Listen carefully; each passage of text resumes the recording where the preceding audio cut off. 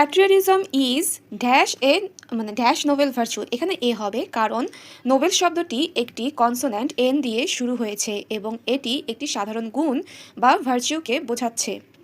It inspires a man, এখানেও এ হবে। এখানে কোনো নির্দিষ্ট মানুষকে নয় বরং একজন দেশপ্রেমিক মানুষ হিসেবে যে কোনো সাধারণ মানুষকে বোঝানো হয়েছে।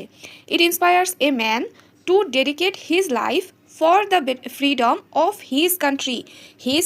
হিজ একটি possessive adjective. Possessive adjective my, his, her, their এর পরে সরাসরি নাউন বসলে কোনো আর্টিকেল বসে না। এখানে কান্ট্রি যেহেতু সরাসরি নাউন বসেছে, তো তার মানে হিজ এবং কান্ট্রির মাঝে কোনো আর্টিকেল বসবে না, তাই এখানে ক্রস হবে। Dash man without patriotism is not better than a beast. আচ্ছা, প্রথমটা তো বলি নাই না। A man without patriotism is not better than a beast. এই যে বাক্যের শুরুতে অনির্দিষ্ট কোনো ব্যক্তিকে সাধারণ উদাহরণ হিসেবে বুঝিয়েছে, সেজন্য এ ব্যবহৃত হয়েছে। এ দ্বারা অনির্দিষ্ট ব্যক্তিকে বোঝানো হয়েছে।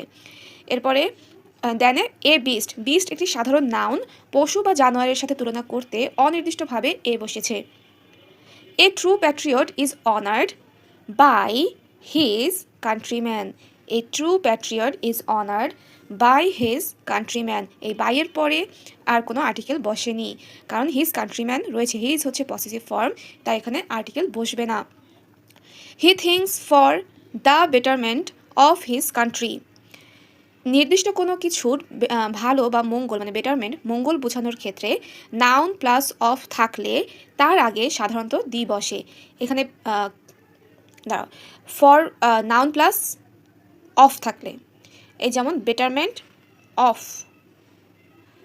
এই যেহেতু বেটারমেন্ট অফ রয়েছে তার কারণে এখানে হচ্ছে দি বসেছে, ঠিক আছে। অন দ্য কন্ট্রারি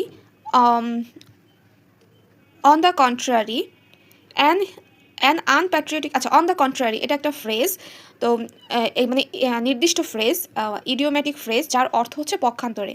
এখানে সবসময় দি বসবে, এখানে কোনো নিয়ম না, এখানে বসবে।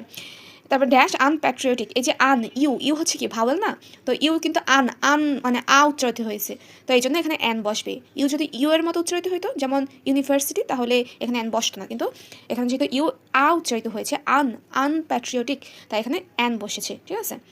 তারপরে thinks only of his own interest, those who die for the country are true patriots. Those who die for the country, এখানে নির্দিষ্ট করে নিজের দেশকে বোঝানো হয়েছে। দি কান্ট্রি নির্দিষ্ট করে নিজের দেশকে বোঝানো হয়েছে, যার জন্য মানুষ জীবন দেয়, তাই এখানে দি বসেছে। ক্লিয়ার?